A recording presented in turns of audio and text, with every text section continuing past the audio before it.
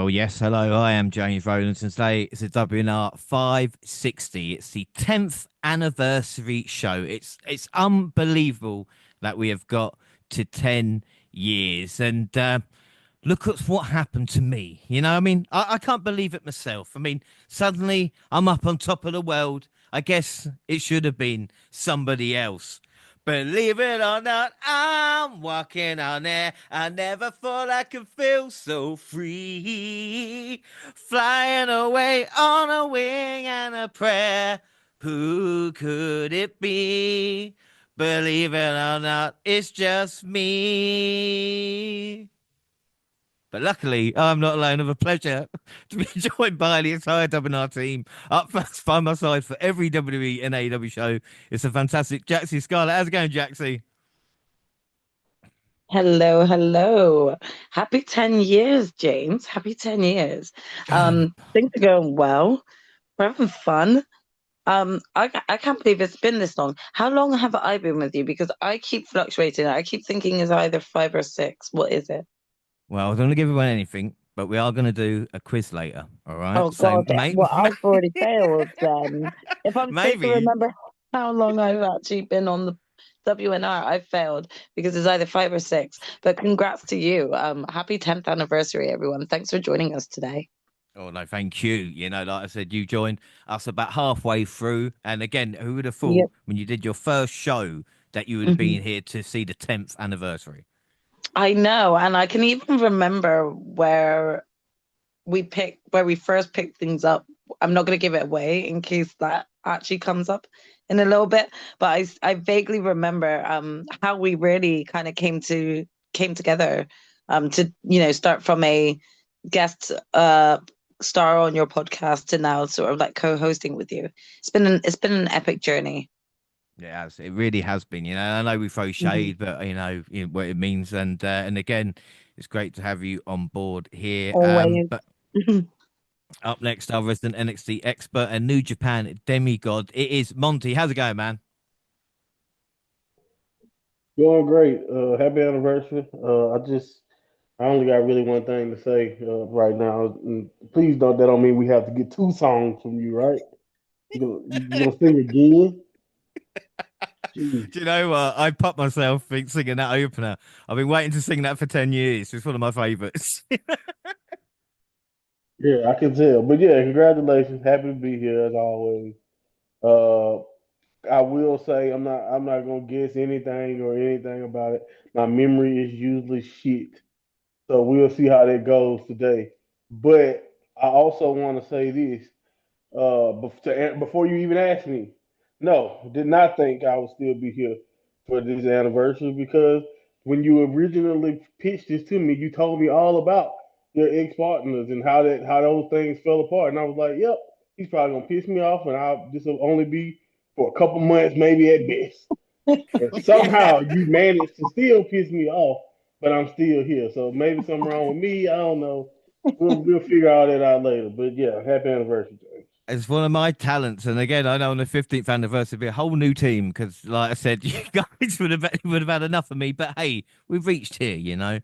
But last, but by no means least, there's a girl in this harbour town, and she works laying whiskey down. They say, Gina, fetch another round. She serves them whiskey and wine. They say, Gina, you're a fine girl. What a good wife you would be. Yeah, your eyes could still a sailor from the sea. They said, Gina, Gina, you're a fine girl. You're a fine girl. What a good wife. What a good wife you will be. But my life, my love, and my lady is the WNR podcast, you see. Do, do, do, do, do, do. It is Gina. Happy anniversary. Monty, don't be mad, okay? Because I didn't ask him to do a second song for me just for that reason. But hello, welcome to the 10 years. Thank you for my song, James. You know, I love the dedication every time you do that. So welcome. I don't think that I've earned the 10-year congratulations, but I'm gonna pass them all across to my trusty James. Well, Gina, I don't want to let you know a little secret. You and I, it is the longest relationship I've been in, and I've never been happier. So I want to thank you for that, right? Yeah, you're welcome. You're welcome. I'm a queen. And of course, we are live on YouTube, and the hunt for 1,000 is nearly there. We are just 4 off 1,000 subscribers. So please, if you're listening to this and don't subscribe, do that. Leave a comment, and then I will personally message you, or one of the other 3 will, because obviously you'd rather have that than me. But hey, you dealt with me for 10 years. You're going to deal with me for a little more. And today, we're going to do AEW, WWE, New Japan, and TNA, and a lot of other stuff like the quiz as well. But let's finish WrestleMania week and the build up to Backlash, because we'd left it because it was a really long show last week, of course, with WrestleMania review.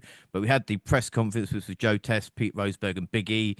Kathy Kelly couldn't get a word with Cody. He walked off with Brandy. What worried me about that was, where was the kid? Just left in the crowd? Cody, I know you lost, but come on, man, you're a monster. Press conference with Logan. He's just a tool. Either he's in character or he's just an arse hat. EO, she had a massive smile, and unlike yesterday's wrestler, she was still in her attire. She gave a comment in Japanese, which made sense. They should just do that. She said she was born for the moment, and she was over the moon pretty quick. Dirty Dom joined the panel. The crowd went wild. The crowd filing out the stadium actually made it a huge crowd. And he said he wouldn't be Ray. He wants to be Dom. He wore a Latino heat top, and he said he's celebrating with chicken. But what I think is quite important, Jaxie, and what Dom said, and I didn't really realise, he said he's carrying 2 legacies. And of course, not only just the Mysterio name, but he's taken after Eddie Guerrero. And of course, that means a lot to him personally. Yeah, do you know what? When he did say that, I hadn't thought about it that way, but the moment he said carrying 2 legacies, I asked myself, who's the second legacy? And I instantly thought of Eddie, and that's what he means. Like you can I think people naturally already associate Dom with both Eddie and Ray. Whether or not that really originated from like the feud of who gets custody over Dom, or what. Like I think Dom's legacy within like Eddie's sort of remit was always going to be like consistently labeled a thing. So I think it's been great to see, from the level of hate he's gotten, just to sort of like the hype that he's gotten since, and that epic journey that he's undertaken to not only, prove why he has the Mysterio name, but also prove that he doesn't need to always stand by his father's side to actually like get the crowd behind him one way or another. He's really solidifying that. Like everything about his heel turn emanated Eddie. Everything about Dom as a babyface emanates Ray. I think that he's got 2 really great strong points for either face or heel that he could just probably work and just always win the crowd over with. Yeah, without a doubt. We saw Lyra with Lynch and Rue. There was a great skunk story, but I won't go into details. Becky says Lyra is the future. Lyra just sat there smiling politely. John Cena next. He said all were clickbait questions. He said he is ruining wrestling after that main event. Some people might agree with him. Triple H said the highest grossing, blah, blah, blah. Great to have Becky Lynch back. Phenomenal night for her. Very happy for Lyra. Don't worry, guys. Bailey was just fine. A true pro. He said only got good things to say about her. Monty, again, with Triple H, it's always normal stuff of how much money they did make. But Bailey was an interesting point because he said it's true pro. But with the Bailey interview that we heard, she just said a few other things as well, quite interesting. Yeah, I mean, she kind of talked about the downsides. And I don't know if we're going to talk about Cross's promo, but it's kind of linking into something he brought up too in that promo that went viral.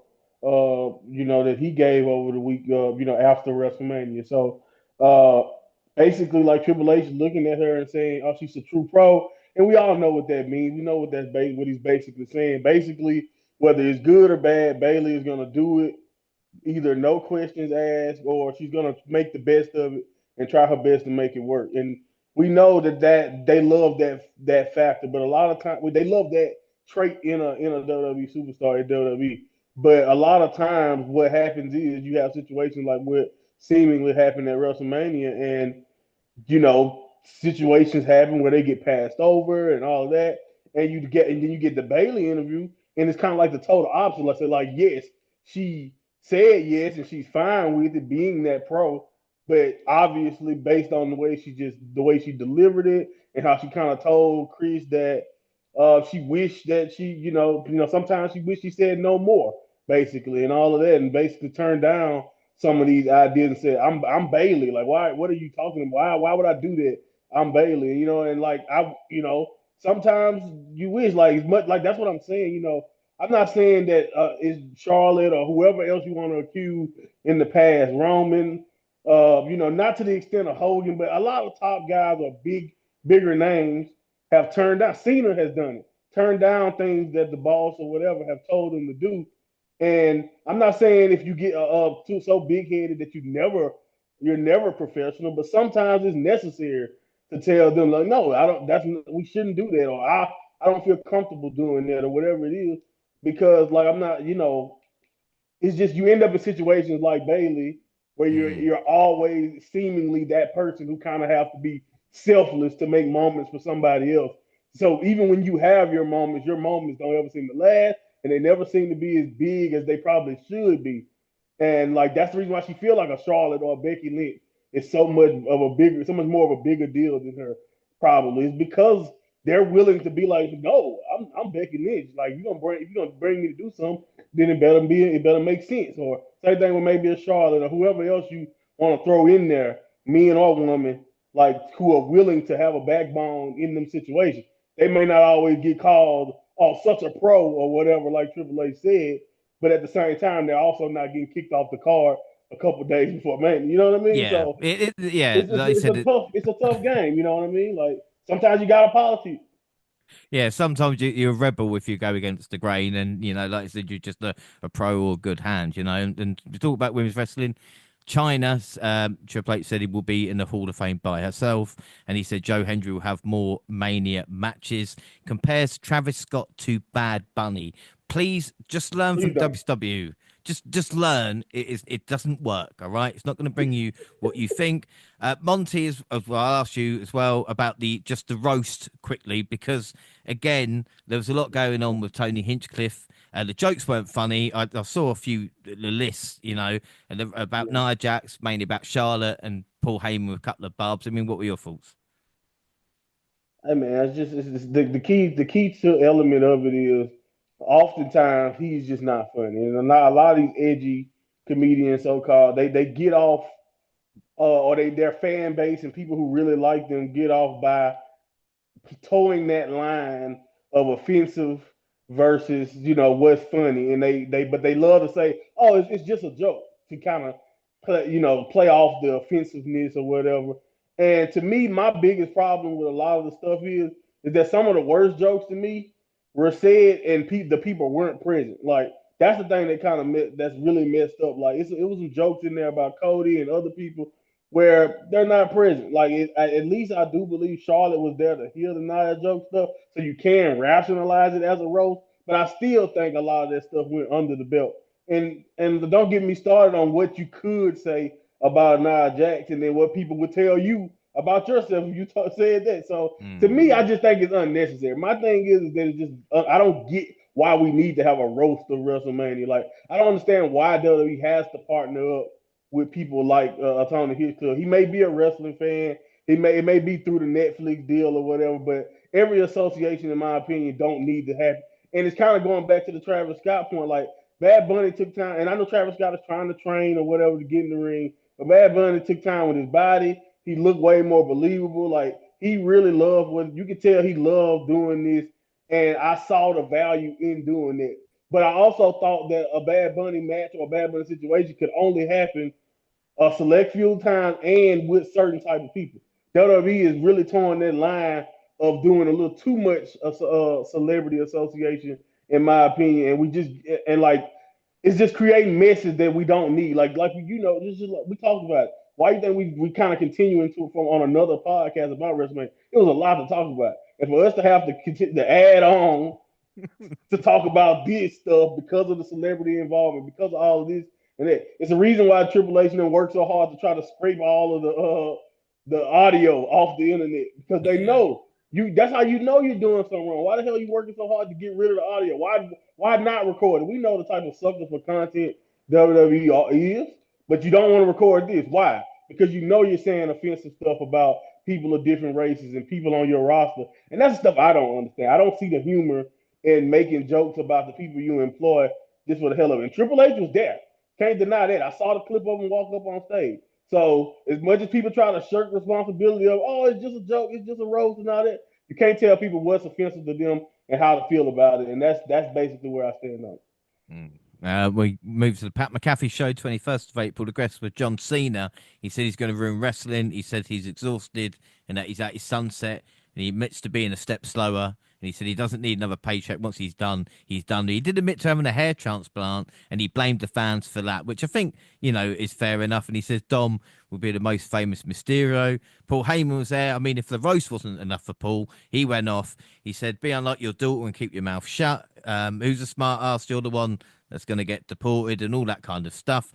Heyman then made references to Pat Smoke and Pot, woke up Stephen A. Smith, and made sure to drop a mention that WWE CM Punk does as much good to my reputation as Shannon Sharp does to ESPN. He mentioned Vince and called Cole a J.R. Lackey. And Gina, this is something that we did start talking about maybe before we recorded this, but with Heyman, it just seems like there's a lot of ego going at the moment. He just doesn't care what he says, What, Paul Heyman? Yeah.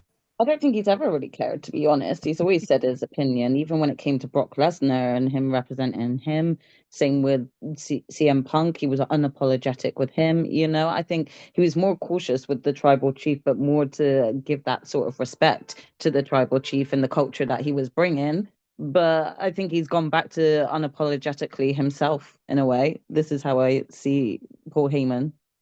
Yeah, that's true. Well, they spoke about the new WWE doc, which looks behind the curtain. I mean, that looks quite good, actually. Storyline-wise, he said he was betrayed by his best friend and tribal chief. We had the WrestleMania wrap-up with Megan and Sam with Dirty Dom.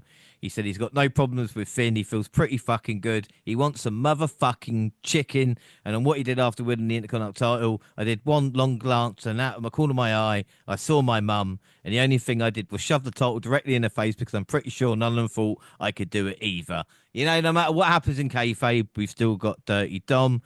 Quick interview with Becky and Lyra. Lyra spoke as much as she did at the press conference. And then Karrion Kross. He said, a soldier ain't shit. Everybody's been telling me I've got to become undeniable. He said, as soon as that happens, they ignore it and they shut it down. I never asked to wrestle Randy. Nothing against Hendry either. And the crowd, you saw what they were like on SmackDown. You ignored me. You want a viral moment on behalf of true fans, professional wrestling, guys with a suit and tying a truck. Go fuck yourself. That's from Killer Cross. I mean, Jaxie, wow, man. Like Monty said, it wasn't enough to deal with. Then Karrion Kross drops his pipe bomb. Yeah, but you could feel like the truth that was coming out of everything that he was saying. And to be honest, like any like sort of regular fan of any content of wrestling can understand the frustrations within the locker room when creative are not utilizing what they do have and using it in the correct way. And if anything, Karrion Kross just confirmed that for us, It's a bit of a shame, if I'm truly honest, because I think when I think back to the character like he built on NXT, compared to all of the ups and downs that he's had and been made to endure on the main roster, you can understand all of that underlying frustration of him really just airing this out. And it's like, it's a little bit double standards when like this is exactly what Punk did, with his pipe bomb. It seems like that is being heard much more right now than the message that Karrion Kross is bringing. But I don't think he's wrong. You got to kind of like think, how many other wrestlers across different promotions feel like that. Yeah, well, and it's funny as well to talk about, doing 10 years on a podcast. There's not been podcasts that we haven't done with wrestlers who've been frustrated, and just because someone else, or I say Triple H is in charge and it's no longer, a McMahon, doesn't mean that they haven't got favorites, Especially like regular frustration, like as you just said, with new management coming into play, you kind of imagined or you figured that means that, like, backstage morale would be at all-time high this way. But it just seems like it's slowly but surely, kind of getting worse, I would say. Especially with other news that we've yet to talk about. At this moment in time, it just kind of leaves you questioning, okay, well, what else is being discussed right now? Because it feels like you're throwing everyone curveballs, not only your staff, but your fans as well. Yeah, right. Well, let's get into Raw after WrestleMania. Now, those were fireworks, I should say. Crowd actually chanted, "We are sorry." And Cena called the crowd sorry lowlife. He said the crowd means nothing to him, so they changed to an arsehole chant. He's preparing to finish his speech when Randy Orton appeared and hit an RKO out of nowhere, much to the crowd's delight. Monty, what were your thoughts? Because, again, I thought this was quite good to show us where we're going post WrestleMania. Yeah, I think this is a great idea when it comes to going right to Randy. I mean, it's gonna hit people. I do find it funny. I'm going ahead and say it. I know a lot of Cena and Orton fans didn't like me when I tweeted this, but the point still stands to me. I love how we've forgotten just how not good this rivalry actually was for a lot of the matches. Like they had their moments, don't get me wrong, but we also got fed Randy Orton versus John Cena continuously between 2007 and 2014. Had to be over almost 100 times. It had to be. It had to be, if not over, or it had to be around in that range. So when you get fed something so many times, it's not really the worker's fault, especially when John Cena was always babyface. But at least in this one, we get to see, what it looks like on the opposite end of the spectrum with Cena playing the bad guy and Orton being the good guy. So I'm very interested in how that looks and how that feels. I also want to say Las Vegas, wipe your mouth. I could not believe they were apologizing to John Cena and all that. Just like again, I was already turned off by the match. And I'm not saying you can't have fun with the whole storyline or whatever with Cena. I get it, he's going away, but like, come on, man. Like seriously, like everybody, Cody don't have to be everybody's cup of tea, but for Cena to literally do whatever he can to try to get you guys to hate him, and then you guys are just apologizing to him and all of that. It was just like, I couldn't wait for them to get out of Vegas. But the RKO spot and, like I said, setting up that feud, I thought was a great idea. Yeah, without a doubt. I don't want to get too excited, and I don't want to make this about the podcast, but I've just checked, and we're on 998. So just two more people. If you're listening to this, just subscribe. Come on. I will love you forever. But it's not about that. It's about everything. And great point, Monty, I should say. On to the tag title matchups for Carol and Liv versus Lynch and Lyra. Morgan ended up hitting a finisher on Lyra after Becky was taken out ringside. Liv got the pin, regained the tag titles. The man looked shocked and then attacked Lyra and blamed her for a loss for storming off. So it looks like Becky will be chasing the women's Intercontinental title soon. Gina, what were your thoughts? Because I know you weren't happy at WrestleMania, but 24 hours later, it's back to normal. Oh my gosh. Like I don't know what to say about this because I'm bitter. I will admit that I'm bitter because of I went with Liv and Raquel to retain. So I am bitter that not only did you make them lose when I didn't think it made sense to let them lose to this newly formed tag team of Becky and Lyra, but you lost to just get them back 24 hours later. I really don't understand. It doesn't make sense to me. I don't understand why they would do this. Obviously, they're like, oh, we want Becky to have her heel turn. Well, I don't know. For me, it didn't work because even Becky's heel turn was lackluster. Like she pushed Lyra, or well, she kind of hit her, kind of pushed her, and then just stood over her and was shouting and pointing her finger in her face. Then got out the ring, then came back in, decided to hit her again. Clearly, she was like, shit, maybe I should make this look a little bit more believable and punch her again.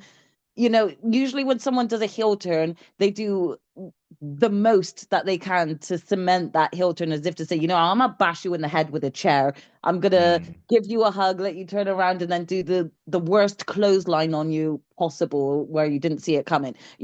Lyra got like half pushed, half hit, a finger in her face, and then after Becky rolled out a couple of times and decided to come back in, she hit her a couple more times. It just all fell flat to me. Liv and Raquel losing to get it in 24 hours, then Becky's heel turn. For me, it just felt flat, and I was kind of more annoyed just how it was done rather than the actual thing happening itself. I have no problems with Becky turning heel. It's absolutely fine. I kind of think I like heel Becky a lot more than face Becky. So I'm not mad at her turning heel. But the way they did it, it felt messy to me. And it just felt like they didn't really know what to do. So they were like, okay, you're just going to go out, lose your belts tonight. And then Becky, do something to just turn on Lyra because you're angry at her. That's literally Yeah. how it felt. So Also, like again, like what have you done to solidify like the realness of the women's intercontinental championship? You've done absolutely nothing to really solidify Lyra's run as the current champion at the moment. If anything, you've made her look stupid and weak and naive as a current champion.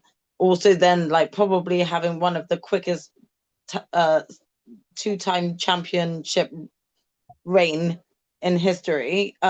It just made for no sense whatsoever. Again, I think we'll go further on down the line to talk about this, but I feel like Lyra was not the best wrestler to place as the first ever intercontinental champion, because I kind of have forgotten all about her reign in that, and all of a sudden everyone's just talking about, her very lackluster tag title run. Like I feel like there was definitely a certain someone who much more deserved like to be the first ever title holder in this regard.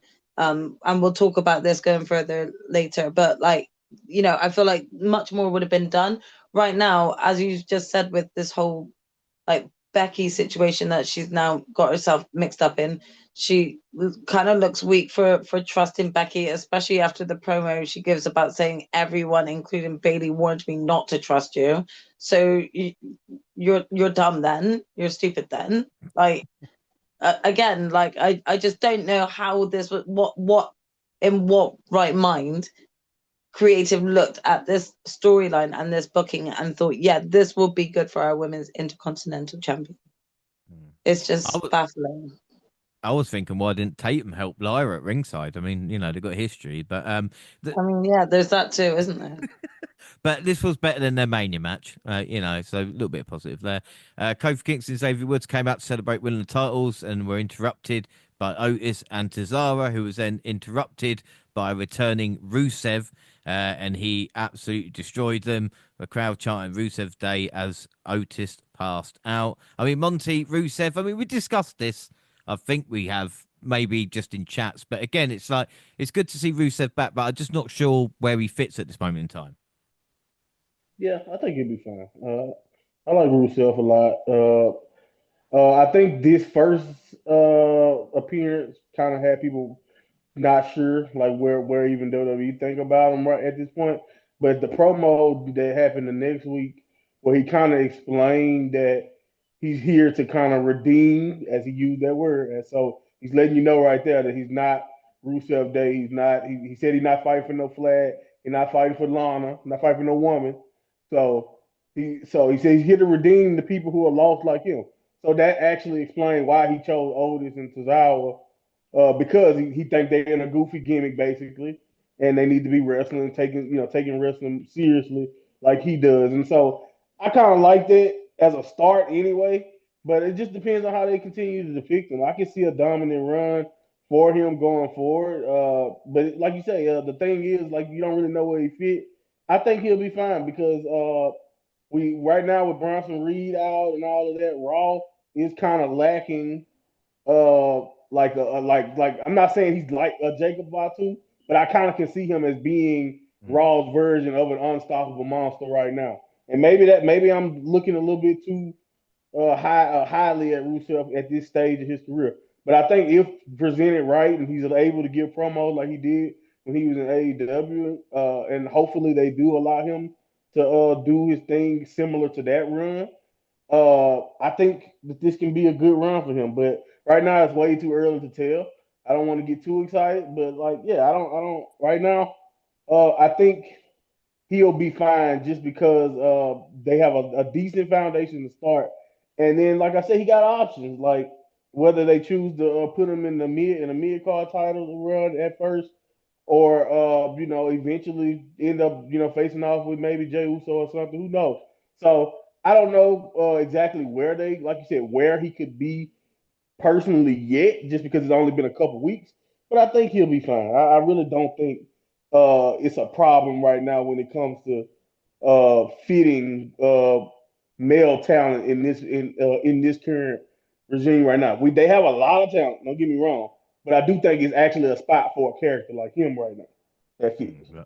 Yeah, without a doubt. We then see Balor saying what happens in Vegas stays in Vegas. EO said people will never forget her. Stephanie Vaquer showed up. This led to a match. This is awesome chance before the match started.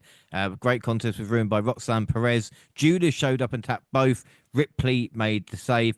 Face off with Judah wasn't received on the Steph EO level, but Gina, this kind of shows you the direction of the women's division now. Like I said, these women from NXT who we know are ready to jump up on Rhea Ripley's level, so to speak. Yeah, for sure. I mean, all of the women that were involved and kind of came up from the NXT just kind of showcased that they're on the same level as these ladies up here on the main rosters. It's so cool. Seeing Julia stare Rhea down was so cool. I had like a freak moment just seeing them both, but it was the exact same as when Stephanie and Io stared each other down, and that their match was awesome. It was so good. So I'm really excited to see the future of where these ladies are going to take women's wrestling for us going forward. But it was so good to see like the Julia stare off, and I really like Roxanne Perez. I think she's really small, but she's like a pocket rocket, isn't she? Yeah. Yeah, without a doubt. And like I said, the crowd reaction, they've already accepted they're kind of on the main roster. Another person they've accepted, obviously, is Jay Uso. And I would say he's in a safer place with the fans than maybe even Cody is at this moment in time. Jay spoke, interrupted by Sami Zayn, and then Jimmy Uso joined the celebration. And we found out the following week that Logan Paul will be the next contender. I mean, Jaxie, they're playing with fire here, aren't they? But come on. And again, I don't know why people are shitting over Jey Uso when it's fucking Logan Paul. Exactly. I mean, to be honest, because of Logan Paul's ego, I shouldn't be surprised that the moment someone like the Ring General is dethroned and the hard work is done, he's looking to try and capitalize off that and then try and come in at the last minute acting like he deserves anything. You don't deserve shit, Logan. You actually don't deserve shit. Everyone else but you know that. Be fucking lucky that Jey Uso is even giving you the time of the day, and even entertaining you with the prospect of a match. But if he's gonna be up against anyone, I would rather see him up against Jey Uso for that belt because we know we ain't winning that. We know he ain't, and I'm gonna get great satisfaction knowing that Jey Uso kicked his ass and beat him. So hurry up and get it over and done with. Jay, do us all a favor and kick him multiple times in the face because none of us care. AJ and Cross had a confrontation. A return from a break to see Gunther yelling at Michael Cole. He shoved Pat McAfee, then grabbed Cole in a choke. McAfee fired off a shot to break it up. Gunther grabbed him and choked him out. And Monty, this is the match everybody wants. Gunther versus Pat McAfee at Backlash, because obviously the following week Pat wasn't having it and challenged Gunther to a match. I mean, some people are going to hate it, but I think this is going to work, crazily enough. Yeah, I think it could work as from a live audience perspective or from the match perspective. I can see them making it work, but I definitely can see a lot of people not caring a whole lot about it at all. I like Pat's promo and all of that. I enjoyed that, and I like the segment where Gunther did attack Michael and Pat because it was different areas, different parts of the segment that was kind of cool to me, and then Michael Cole kind of you know being tough and going back to finish the show was funny too. It was very cool to see. I don't know what Michael thought was gonna happen because he did tell Gunther to his face, "You tapped out" or whatever. So I don't know what he thought Gunther's reaction to that would be. But it was definitely, in my opinion, a really good one, a good segment and good, well executed. It makes logical sense, but I knew immediately once they kind of went there with Pat that we was probably getting a match. And I mean, football season isn't quite yet here yet, but I think Pat is probably about to go away. So I can see this being a reasonable reason to watch him kind of get mauled, and then he go away for a while. But I don't know.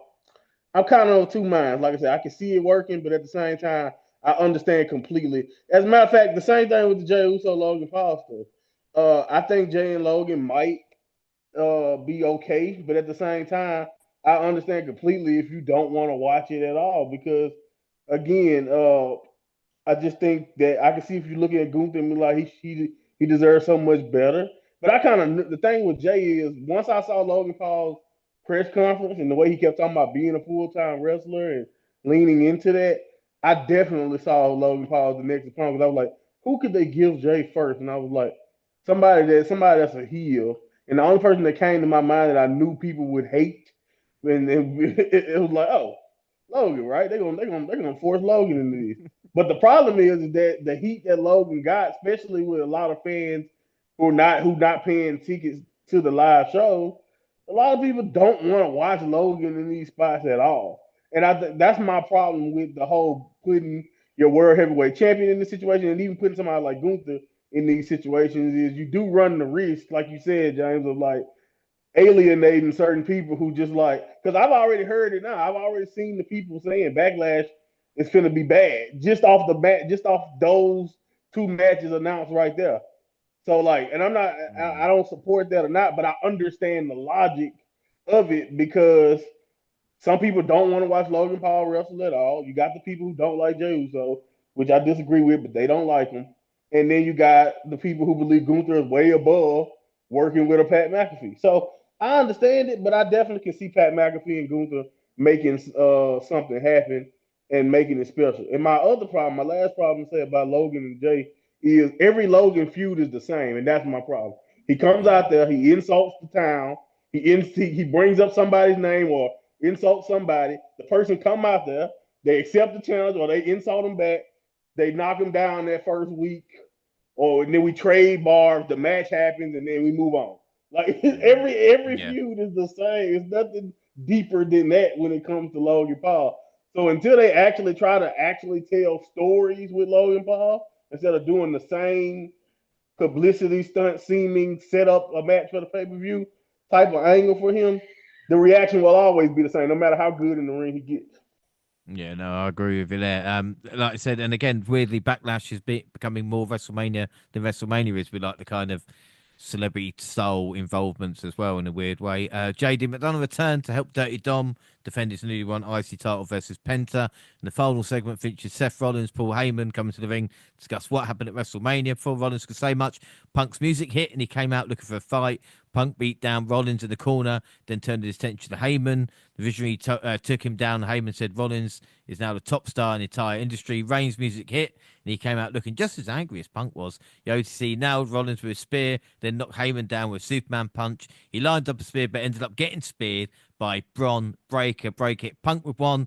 Then he tried to get in the ring too. Rollins hugged Breaker to reveal what appears to be a new partnership. He then sent Reigns through the barricade with a spear, and the Raw after Mania ended with Rollins Breaker standing tall over Punk and Reigns.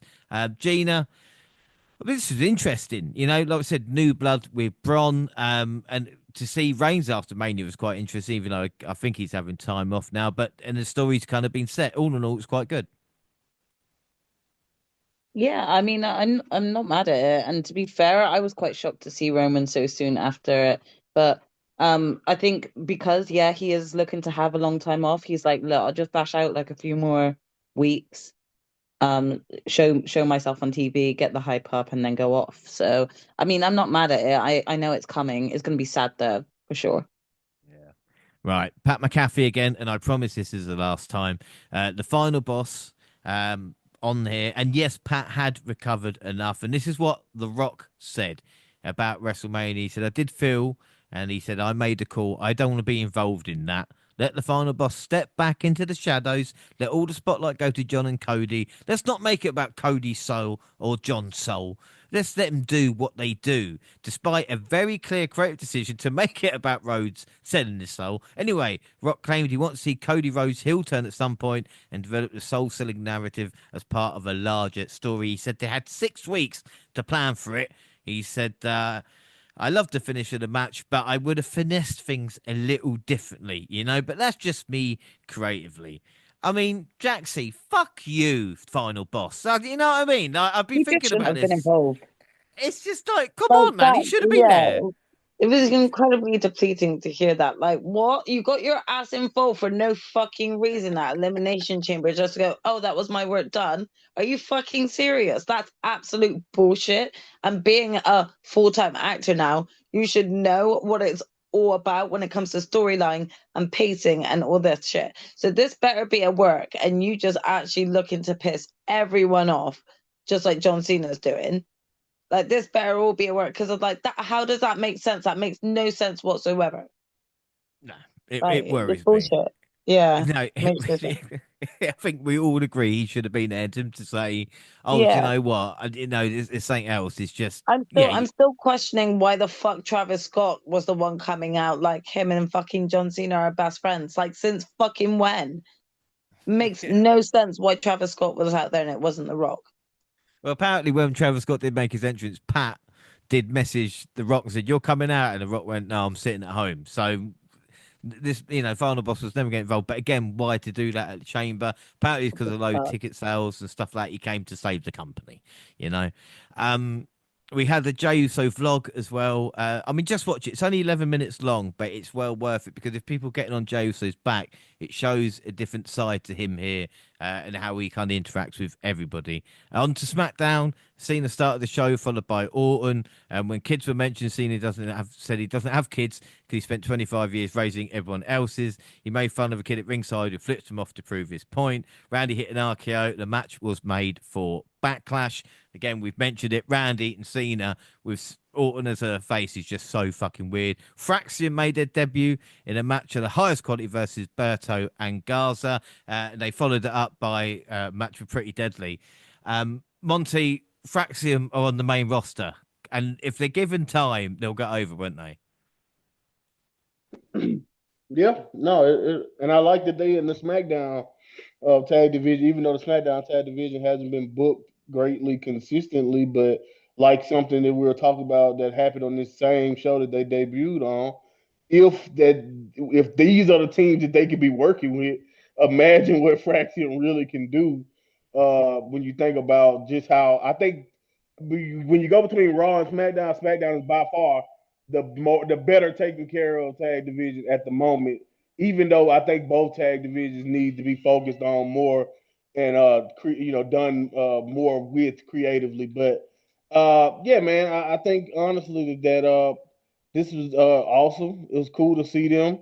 I like we talked about on NXT update a couple of times. We wasn't necessarily sure how you know their we wasn't really sure how it would play out for them. Would they go up together? Would they turn on each other before? So it's kind of cool that because their run has been so legendary that they've been able to do this together and still be brought up to on the main roster to be a formidable tag team. So yeah, man, I think like you said, if given the consistent time and matches, that I think them and the Street Profits could be SummerSlam. But I don't know. But to be fair, it probably wouldn't make the card because Triple H has a beef with booking tag team title matches on these PLEs. But yeah, I don't know, man. I think Act Fraction is money, and I think they're in a good division where they can do stuff with DIY, do stuff with Motor City Machine Guns.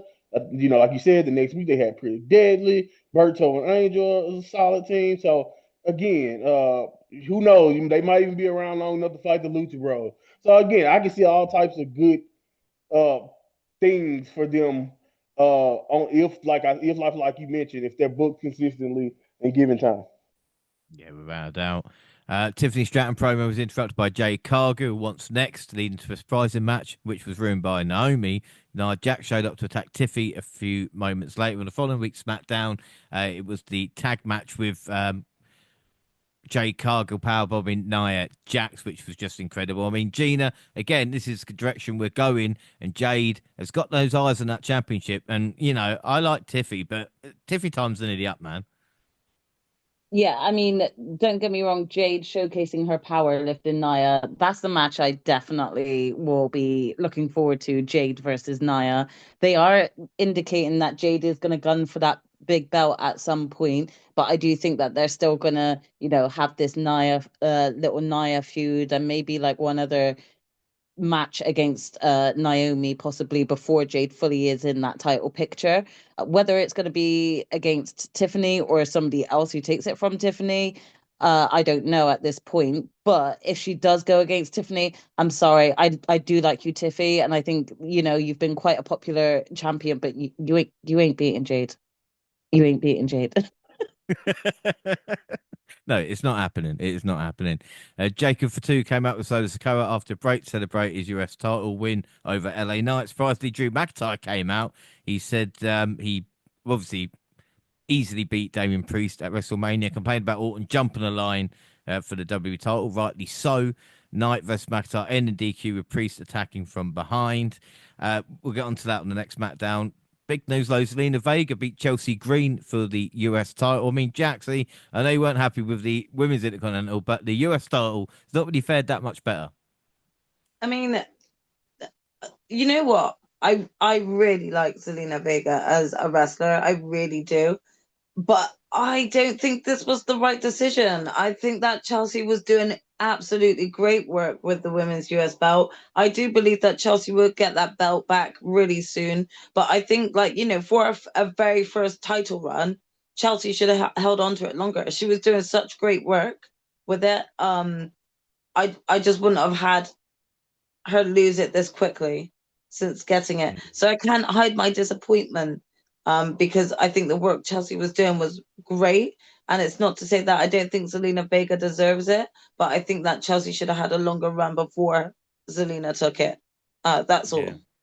Yeah. And again, it's the thing of we felt Chelsea Green after the work she's done for the past year, Yeah, the WrestleMania card, and Triple H is like, oh, you're exactly. not on the card and you're losing your title.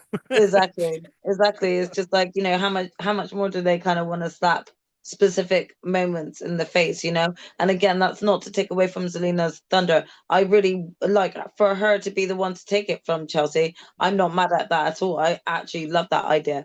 But later on down the line, I would have Yeah. had that done later on down the line. Like, had Chelsea really just continued to run up this whole idea that she is like, Miss US, and everything that she was doing, just really make that belt feel like, like credible in that way, and not to take away from Zelina, but having her win it via a roll up, again, it does nothing to solidify, like, how that belt should be taken.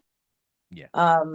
So yeah, I'm slightly disappointed by this because it just kind of feels like all of a sudden they're in creative are just in the mood for change and everything like that. And like, I hate to actually even like say that this question ran across my mind, but I just also couldn't help but wonder whether or not like she was given the belt this quickly because of a return of a certain husband as well.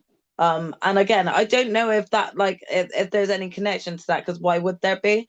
But it's just like I don't understand the reason why there was such a need or a rush to have Chelsea lose her belt in this way, this quickly, immediately after WrestleMania.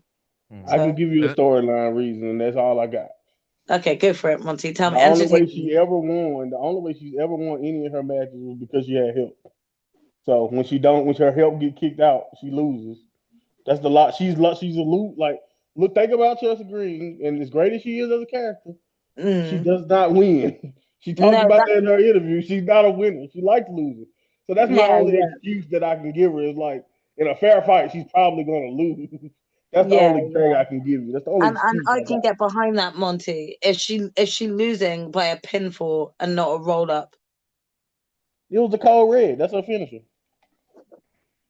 Oh, was it? Oh, I thought it was the roll up that she did not. She The didn't. cold red is kind of a roll up in a sense, but yeah, No, I it's No, like think you sis, know you're what that getting was. confused because she rolled up Piper Niven the week after. yeah, Oh, she okay. got That her was with Sorry, the my what you're finish. bad. thinking of. My bad. Yeah, Yeah, she yeah. beat Kelsey with her finish. So yeah, Oh, okay. Sorry, my bad. Let's disregard that thought then, because yeah, I'm definitely getting confused with the most recent episode of Raw we've watched. Yeah. We all get emotional. The Miz came out and complained about how nobody respects him or no one listens to him. I wasn't listening. Sorry. The lights went out and Aleister Black arrived. I'm sorry, but I used to do this back in his in NXT, and this is what his entrance is. I want that. I loved it. I loved it. And then he came out rising like he did, straight from the floor. And the crowd chanted, "Welcome back," as Black stood and took off his jacket. He nailed the Miz with Black Mass without saying a word and sat in the ring as music began to play. In the following week, he beat up the Miz. I mean, again, quite a competitive match. And then Carmelo Hayes was the one facing him. And I think that's the feud. And Gina, again, it's good to see Aleister Black back in WWE. You just wonder, is this now the time for him to actually do something? Do you know what I mean by that? It's weird. Yeah, I mean, don't get me wrong, I am happy to see him back. I know that he's able to, work closer with his wife now as well, which I'm sure makes things easier for both of them. So I'm not mad at him being back on WWE TV. I'm also not mad at him coming back and, having this feud with The Miz, because to be honest, The Miz does make people look good. He does sell their moves and show fear when he needs to and things like that, and helps get them over. So I think it is like, it makes sense in terms of putting him in that sort of feud to come back to. I do hope that, this is Aleister Black's time, because he was, mid-carder. I don't want to call him a jobber, but just main mid-carder, basically, when he was on WWE beforehand. And I really would love to see him in some kind of main title picture at some point. Not saying it has to be now or instantly when he comes back. Feel free to, get him in quite a few different feuds beforehand, and until there's time and ready for him to, have a run at having the belt. But I really would love to see him push to that point, because I do think that he could be quite a mysterious champion and quite different to all the sort of champions we've had, because he's quite a mysterious character anyway. So I just think it'll give us a different feel to a different champ. But yeah, either way, I'm happy to see him back. I just hope he doesn't get relegated to what he was doing before he left WWE.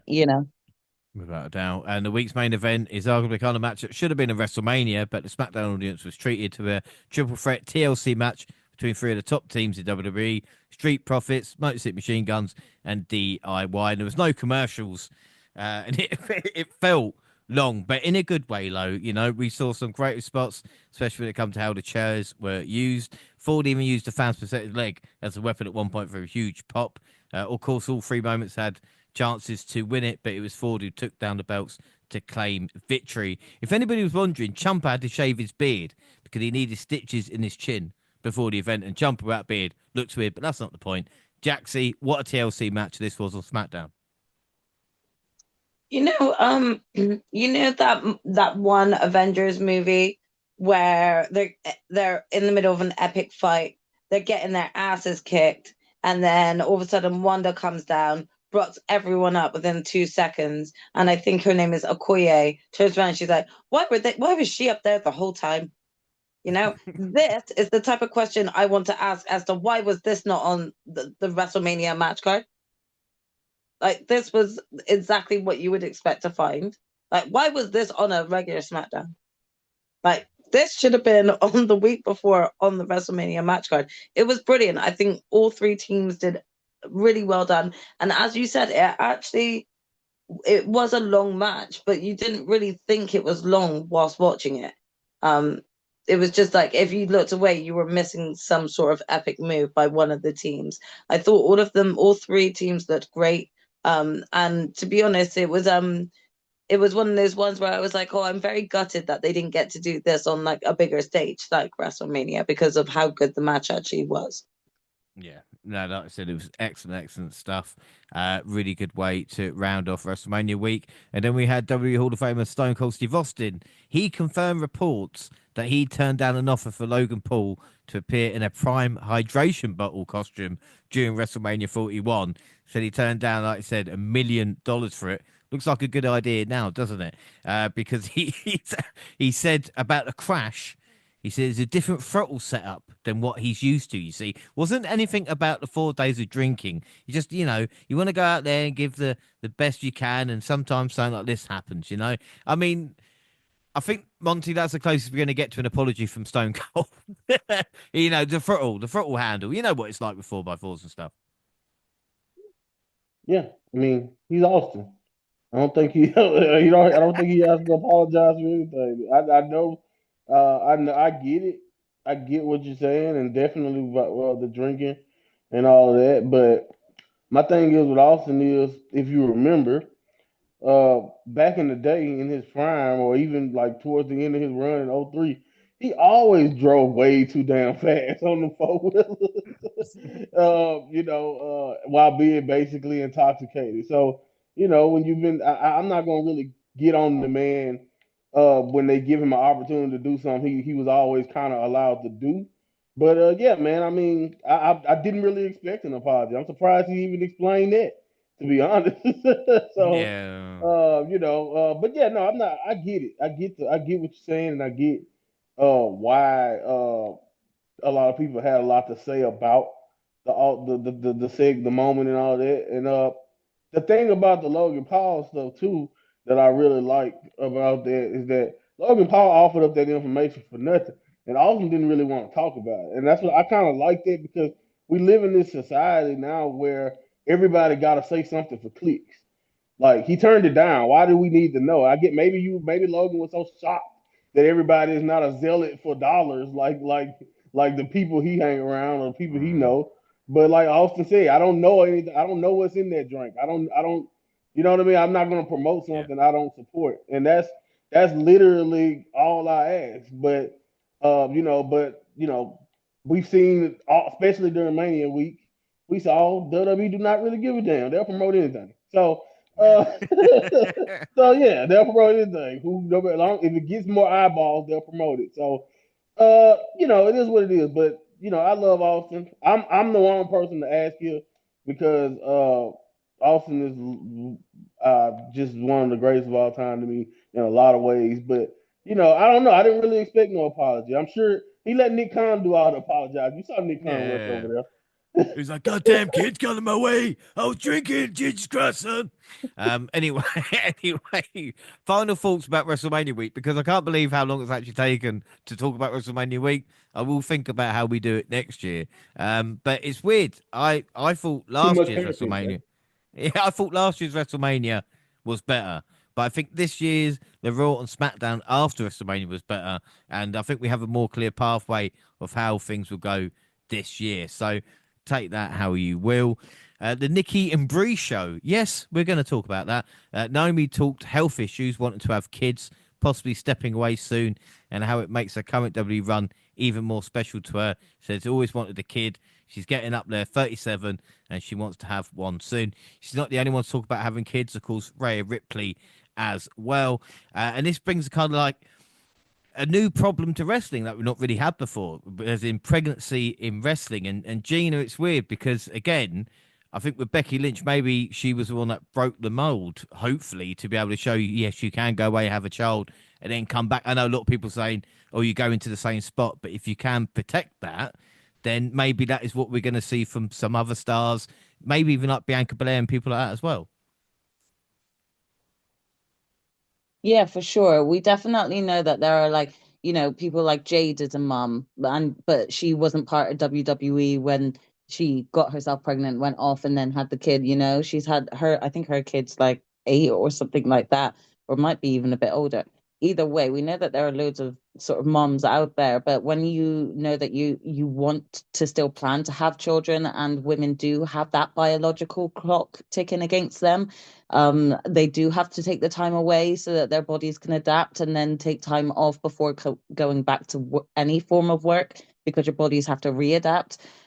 It's just it's a long break for the women of wrestling, and I can completely understand and sympathize for Naomi here, because right now she's at the peak of where she should be. We've wanted this for years for her, and we're now getting it. So I can imagine for her, it's really a frustrating choice at this point, because she is getting up there with her biological clock. She is thinking of that. She's also got a few health concerns that do need to be taken into consideration too. So right now might be the best time for her to go off and focus on that. But again, right now is the time that she is like at her peak and stuff. So it's a really tough choice for any female in any wrestling promotion to have to go through and think when is the right time, health wise for me, but also with where I am storyline wise. So yeah, I will fully support Naomi in any choice that she makes, but I will be gutted when she does look to take that time off for herself, because she's just awesome to watch right now. Yeah, without a doubt. But I think, that, like I said, this will become something that we'll talk about a lot more because, again, back in the day, even maybe 10 years ago, when you look at it and you think about the kind of, the main roster talent and the split between men and women, and now the women, like we said, are just the bigger stars. And it's something that will have to be looked at and discussed, and something that we go into more detail at some other point. But we'll just have a look at Raw, see if I missed anything. Seth, Bron, and Heyman started the show. Seth's outfit cost 10 grand, and the episode was all about Sami Zayn. Would he accept Rollins' offer to be a part of the group, even going to SmackDown and get a title matchup, or not? We'd find out at the end of the night. JD was back in action with Finn versus the War Raiders. I don't know if you saw the red patch on JD's back and made me worried. Penta cost him it. Lynch admitted it was her who attacked Bailey. There you go, Jaxie. You're upset. Lynch and they attacked Bailey. Bailey's got a storyline when she gets back. Look at how cheaply done that was. We're running Naomi J 2.0, but just a cheapened version. It was just it was me sort of moment. Like, like I was sort of waiting for Becky to say that she had done it for Charlotte or something like that. I don't know. It was just one of those things where I'm like, okay, and that makes sense as well. Yeah, it makes total sense for Becky to come back and take out Bailey for God knows what reason. Like, it's just, yeah, I don't know. This whole promo was an eye roll for me. As Monty mentioned, Rusev gave a video package laying out his motivation for his return to fix the arrogant, like he fixed himself during his exile from WWE. Back in the arena, Stephanie McCur continued a credible run, beating Ivy Nile. Excuse me. And despite what we talked about, Sami Zayn with the plea, he did reject it, and he had to face the man who beat him for the Intercontinental Championship back at SummerSlam from Breaker, and Braun speared the shit out of him. Rollins was frustrated and angry and delivered a stomp to Zayn as the show went off the air. And then Friday, before SmackDown, and this has happened past few years now, we really shouldn't be surprised, but there were WWE releases. The full list of workers let go is as follows: Braun Strowman, Shayna Baszler, Dakota Kai, Kaden Carter, Katana Chance, Cora Jade, Gigi Dolan, Eddie Thorpe, Riley Osborne, Jakara Jackson, Wolfgang, Joe Coffey, Mark Coffey, last ending as Gallus, as we know, and of course Wolfgang, with Aura Mensa and Javier Barnell. There is a lot of names that I've got a personal attachment to, even through NXT or even NXT UK days. And I'm sure everybody has got an opinion on this. Monty, I'll start with you. I mean, what are your thoughts on these releases? Of course, the biggest name was Braun Strowman. I mean, what are your thoughts though, man? I mean, I don't know, man. Like when I first seen it and I saw it, that's why when I sent it to you, I was like, that time of year again. I didn't want to come off as cold, but it's like you mentioned, James. At this point, it's become one of those unfortunate routines. And today now people Meltzer or whoever trying to give reasonings behind it, and it just, to be honest, it don't really matter to me why people rationalize cutting and firing people. It was interesting, John. I don't know if you saw this, but like days before this, it was office cuts, and I kind of knew when I saw more people that work in the WWE headquarters office starting to be fired. Then I was like, oh, okay, talent is probably next, unfortunately, because that's usually how it goes. So, it's just one of those things, man, where uh, it's one of those things that has unfortunately become normalized when it comes to following WWE. And it's I don't know, man. It's a lot of people, like you mentioned, on that list. When it comes to like a Jakar Jackson or Otto Mensa, not only just from like metaphor, their connection together in their faction, but just when it comes to Jakar, I thought she was getting better. and I thought that was the whole point of NXT. I know Cora Jade had injuries, but Cora Jade is one of the most popular women down in NXT. Even with the Gigi Dolan and the stuff she's been doing, she literally was just number one contender for the women's tag championship with Tatum. Shotzi sucks, and like I was wondering why her push kept stopping and starting. But that was one of the ones. Even in Braun Strowman, I'm not saying I saw it coming, but I get it. But at the same time, it sucks because Braun Strowman is the big reason why I feel like people view Bronson Reed higher, and the reason why Jacob Fatu is now the main monster pretty much of WWE. He worked his ass off to help get Jacob over. He did whatever they asked him to do, and then you just kind of ship him off. So it sucks. I mean, even Eddie Thorpe. I like Eddie Thorpe from the New Japan days. So I'm kind of happy to see him back, available to go do his thing on the Indies. But at the same time, it sucks because I thought he had potential too. For how do you think I feel as a Trick Williams fan, James? All that time I was watching Trick Williams have to deal with Eddie Thorpe, and then Eddie Thorpe is gone. It sucks, man. It's very frustrating to see so much talent. Don't even get me started on the Shayna Baszler, Dakota Kai. Just don't get me started on the women's division. No, I'm gonna let Jaxie take that one. Yeah, I don't even get I me know. started on that. So yeah, I mean Gallus, like you mentioned, the NXT UK guys that you kind of introduced me to, it kind of sucked, but I love Gallus. But once they never got called up, I was kind of waiting. Like when they're gonna get cut eventually. It sucks because I thought Gallus was a team that had a chance to be on the main roster someday, but it just wasn't meant to be. So yeah, man, it's frustrating. It really is frustrating when you see so much talent with potential, young, either whether they're older and all of that or not. It just sucks. And only thing that's great to me about it is they only got 30 days to have to wait off. So it's not the 90-day thing like it used to be. So it's 30 days. So next month, some of these people will be right back working. And whether it's AEW, whether it's Impact, whether it's the many different indie organizations in America or outside of America, uh, I'm excited that wrestling is still in such a healthy place right now that all of these talent, if they choose to do so, can pick themselves up and continue their career. Yeah, without a doubt. So, Jaxie, I know you wanted to mention obviously Shayna Baszler, but also with Dakota Kai as well.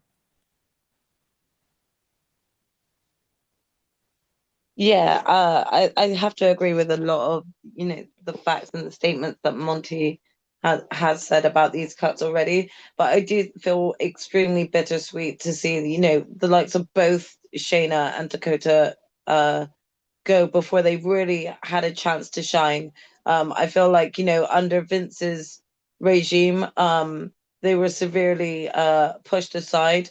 And the sort of level of work that Sheena was doing when she first was called up from NXT, like I'm never gonna forget like the success that she brought to the Elimination Chamber and how you actually put someone over as a beast and someone who cannot be like beaten, like someone formidable, and how much they managed to actually drain her down as a wrestler, like was just disappointing.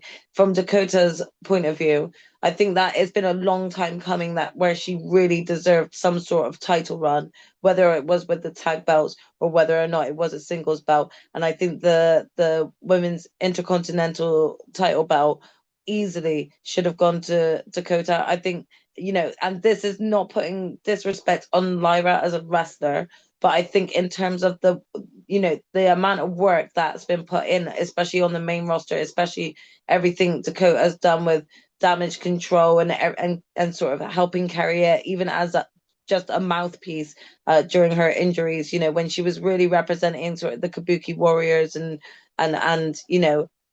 just a lot of the work done. To see like her be let go before she's really been given a chance at a singles run is very disappointing.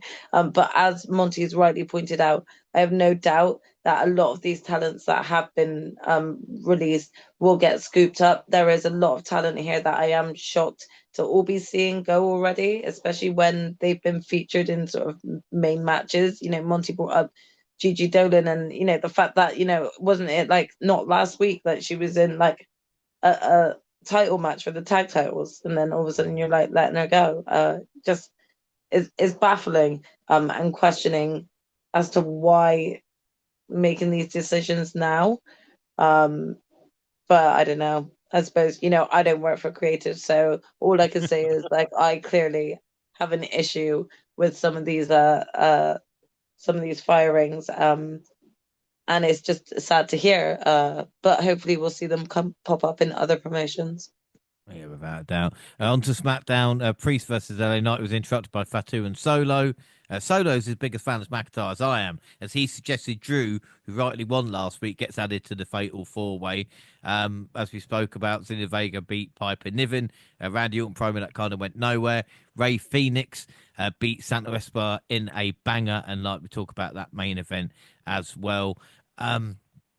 And if the rumours are true, then SmackDown will go 2 hours in June, which I think is a good thing. Right, before we get to the WNR quiz, Gina, sorry, is there anything you want to mention about those releases that we had as well? No, I'm gutted for them all, and I wish them all the best in what they move on to next. And I'm sure we will still see and hear from them. But yeah, again, I am really gutted. I was really shocked at Braun Strowman, and again, Dakota. I love her. I actually thought she was going to hold one of the, women's belts, as in the international or US belt. I thought she was going for that, and she would hold it soon enough. So that really did surprise me. But no, I wish them all the best. Without a doubt. Right, so we move on to WNR quiz. This is a little bit different. We'll see how it goes. And also we're going to have a look at the past, and hopefully everybody can remember what we did. And the first question for you, Jaxie, was when was your first show? Do you remember? I want the number and the event and the date. Well, I'm pretty sure it was Hell in a Cell. And I want to say it was 2020. Hell in a Cell, isn't that normally in like October? Because it's just before War Games, isn't it? So I want to say maybe October. Oh, well, it was. I mean, you're close. You're close. Am But I? yeah, Was it it was actually. September? It was September 30th. September. Oh, end of September. Yeah. Okay. Yeah. And And it was it was Hell in a night. Cell? It was Night of Champions. Oh, nice. WNR 310. God, Okay. Well, I oh, was boy. close. Hell in a You Cell was were. immediately after that now. Yeah. That's the next But, show we did. Monty, what about you? When was your first show?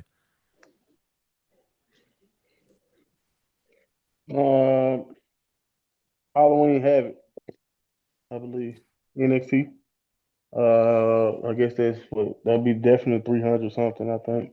350, 312, 315, 315 probably, I think. Fuck, you're close. You are close, man. It was a 311, WNR 311. The one right before Halloween Havoc. What I find hilarious is that it was Jaxie and a week later it was you for the first time ever. Like, I just how it worked out, and then we were like, "Yeah, no, this will work." But it wasn't Havoc; it was Takeover 31. Gotcha, okay. Yeah, 5th October 2020. You're right, Gina. Yours was the 13th of November 2021, the WNR 392. But was it AEW or WWE when Oh, we that's out reviewed of Full order. Gear, Gina? You're out of order. It was AEW. Yes, it was AEW. Well done, Yeah. Gina. Yeah, first point for Gina. Well done. I'm surprised the other guys didn't get it, but what can we say? To be honest, Uh, I wouldn't have known the date. I would have just known it would have been 2021 or 2020. I couldn't A lot remember. can happen in So. 5 years, though. oh, Come on. you've got the point. You've got the point. Yeah. Right. Second question, Jaxie. We did a couple of Hell in a Cell podcasts with which other podcast? Do you remember?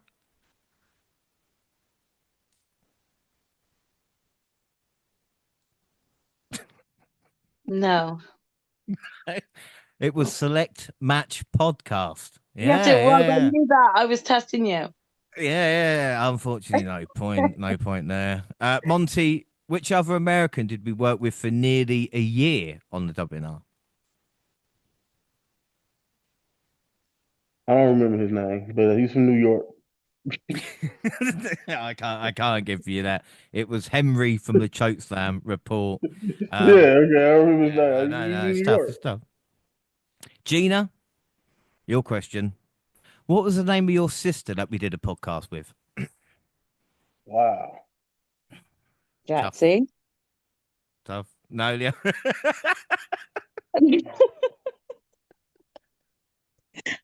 So we did a podcast with my younger sister Shay. Nope. Yep, Yes, she we got it did. wrong. There you When? go. Yep, she got it When? wrong. When we went to Yeah. the promotion, Oh yes, okay. yeah, the Yeah. independent emotion promotion. Was I it here? forgot. I Yeah. forgot she was there. She's so Yeah. short. She's easily forgetful. She's easily forgotten. No Yeah. shit, man. Siblings were Gina's great, doing really right, well man? at the moment. How is Gina doing so well? Like, I The just don't city know. site, guys. You're literally asking her all of the most You basic asked and her, like, you Calm asked down, her, give her her Jaxie. the Calm down. date. You right, Calm you gave her asked down. the her who's her date sister. of her, the Is show it and AEW or everything. WWE? And you asking us who we Innit? remember. And she Monty, was stop being Dang. the bitter. pictures How of about you what? two Wow. Of shut up and just what? answer your questions right, huh? Wow. Wow. Oh, Hey, make Gina Favoritism. remember something then, and then maybe Innit, we Monty? will. Yeah, maybe. wow, I didn't think this would go this way. Actually, I did. That's what I did it for. But that's not really it. That's not the quiz, right? The quiz, the quiz is really just 10 questions from each year that we have done the WNR podcast. All right. So this would be quite easy. Maybe Oh, a God. couple of more extra questions. We start in 2015. No, these are really fucking like, come on. Which 2015? Which legendary match set the blueprint for the women's division and women's wrestling in 2015? Is that Sasha and Bailey? Or That was Sasha and Sasha. Charlotte in the Iron Woman match. You know, it was Sasha and So, Bailey Sasha and at Bailey take. in the Sasha and Bailey. I said that. No, no, I'm gonna give it to you. Fucking hell, Uh, Jesus oh, Christ! Wow, yeah, Takeover Brooklyn. All right, one of yeah, the that one. events. That one. I Yeah, mean, I that was one. I was brought up on Brian Panty's matches and stuff like this, and then I saw Banks and Um, Bailey at Takeover, and I thought, right, that is where wrestling will go, and it actually did as well. 2016 saw the Cruiserweight Classic. I don't know if any of you can remember the CWC, and can any of you name me? Well, I was going to say 4 semi-finalists, or literally anybody else that was in that tournament. A point for a wrestler. Just TJP, TJP was in it, yeah. Kota Ibushi. Was he in the Yeah. final? Ricochet. Ricochet weren't in it. Cedric Alexander, did he make it to the He final? was in the tournament. Yep. He didn't. Um, Okay. Zach was in it, but I don't know if he made it that far. Zach was my pick and made it to the semis. Okay, so Zach Sabre Jr. Yeah. So Zack Sabre Jr., TJP, Ibushi, and there's Who one was more left? that Who am I we might tripping? not get. It's not No Am Dark, is it? It ain't Supernova. No, but Dar was in the tournament as well. Yeah. oh wait, is it what's his name in NXT now? Lexus King. No, it was, Brian and again, Kendrick? no, it's No. Grand Metallic. Oh yeah, Grand Metal Yeah, League. yeah. Yeah. And incredibly, The yes, Golden Mask. this was a WWE event as well that we had. All offered contracts, and like I said, you can see the choices that was made. 2017 was the Mae Young Classic, and this is quite an easy question. The first Mae Young Classic, I just want finalists and winner, please. So, what was the final, the very first Mae Young Classic, and who won? I didn't start watching it like wrestling properly until like the women's Royal Rumble. So I I give don't you a think clue, Jaxie. You've just spoken about her. She's just been released. She was in Dakota the final. Kai. No, no. Oh, Dang it. Shayna. Kyrie. What Shayna and Kari. was EO part of the man? Kyrie Sane. Kyrie Sane. Oh, Kari Kyrie. Sane and Baszler was the first final. But 2018 Mae Young Classic, same question. I just heard you say it. EO. EO. And who did she beat? And she is a women's champion now.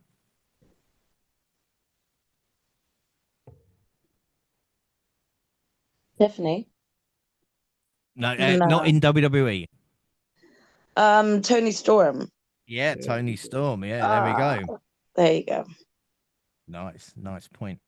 Right. So 2019 was the debut of AEW, but what was their first pay-per-view and what was the main event? And we're not talking about All In. So what was their first show and what was the main event of that? Was it Double or Nothing? It was Double or Nothing. Yep.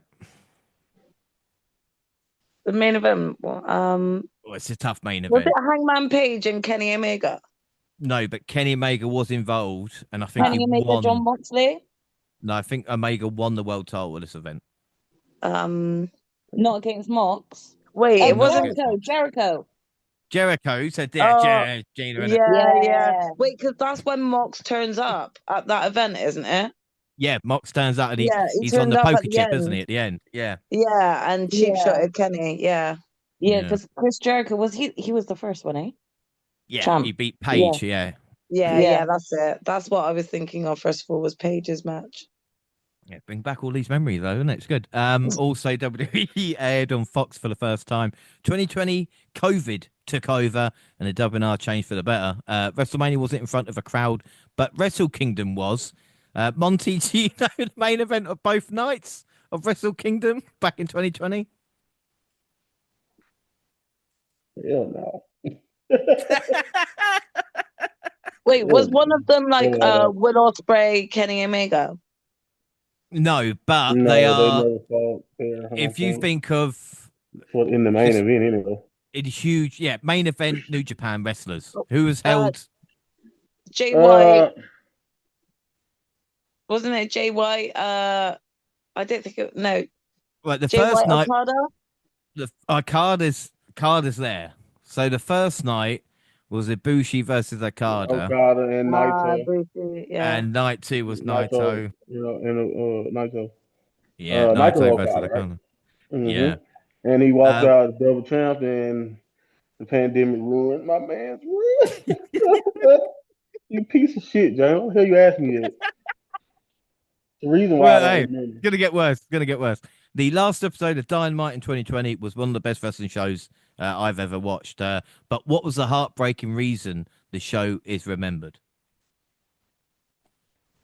So last Dynamite, why was it Brody Lee. Brody Lee? Yeah, it was Yeah. the Brody Lee passing. 2021. This is so easy. Who returned to wrestling on the debut episode of Rampage?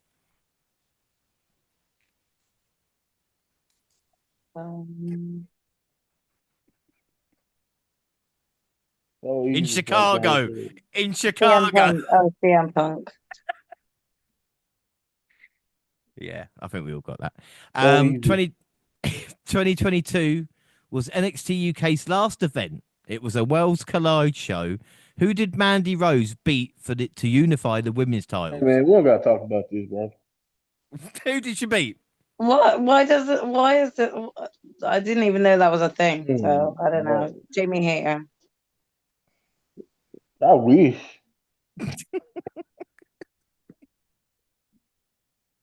James, come on, man. Do we got? Hey, Lord, come on, man. Say her name. Why, dog? Because it will move on to the next bit quite nicely. She beat somebody she ain't had no business beating, guys. Who just retired. Well, that's what I wanted to talk about. She beat. Oh, I don't know. I don't know. Mako Satomura, the final boss. Miko the Satomura. Original final boss. What? Mandy Rose beat her? Yeah. Hey, that's my point. That's why I don't want to talk about it. Are you fucking kidding me? Well, this is why I never watched it then, clearly, because that's just bullshit. As Monty just said, her illustrious 30-year career, she has hung up her boots. The career-defining final victory. She teamed with 20-year-old protege Manami to defeat Aya Kong and current Tsunade Girls champion Chirihiro Hashimoto. Finished game when Satomura delivered her signature Scorpio Rising kick to Kong, securing a victory in a match loaded with emotion and historical significance. There were so many people pay tribute when you talk about, people like Oscar, Ineo, Sky, but across the world. And Monty, this was a legendary career. And again, it never really worked out in WWE. She put Mandy Rose over. But again, it is nice to have a look back at the career that she had because she was so successful and yeah, like I said, just changed the game. Yeah, I mean, I purged that last part out of my mind. That never happened, but everything else though, fighting Roxanne and popping up and doing the other stuff that she would do. I always wanted her to do more, but to be honest, I'm not really surprised. I mean, she's you literally can look it up. She was one of the only women you could see wrestling back in the day in WCW. WCW didn't really do women's wrestling any better than Vince did at the time, really, to be honest. So, but she was there and she was competitive, and that's how long she's been doing this. So, uh, you know, uh, it's one of them situations where it was like, again, it's one of those things I like to say that in Japan they really do retirements really well, and for Mako Satomura to be the legend she is, to inspire so many.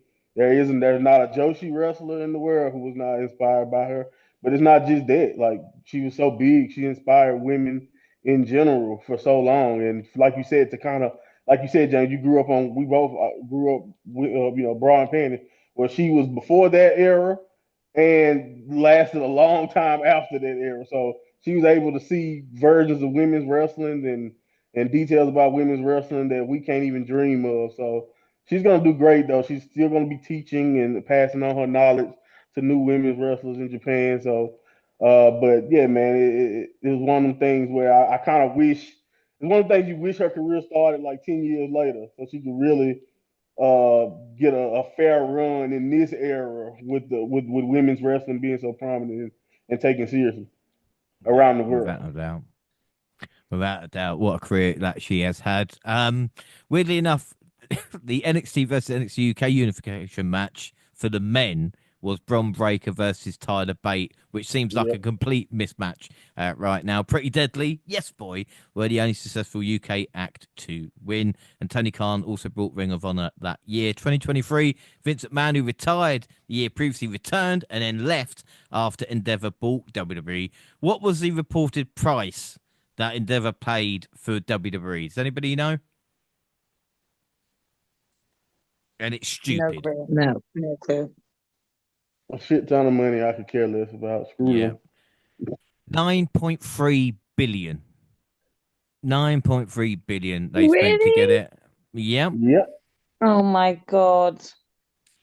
But in 2025, Netflix paid WWE 5 billion just to show the rights for 10 years. So, you know, that's the money. Again, we talk about release, we talk about Oh, Triple H yay, saying, billionaires. Yay. exactly. Triple H talking about the press conference making 40 million, over the weekend or over each day, talking about billionaires and then the talent getting released because of budget cuts.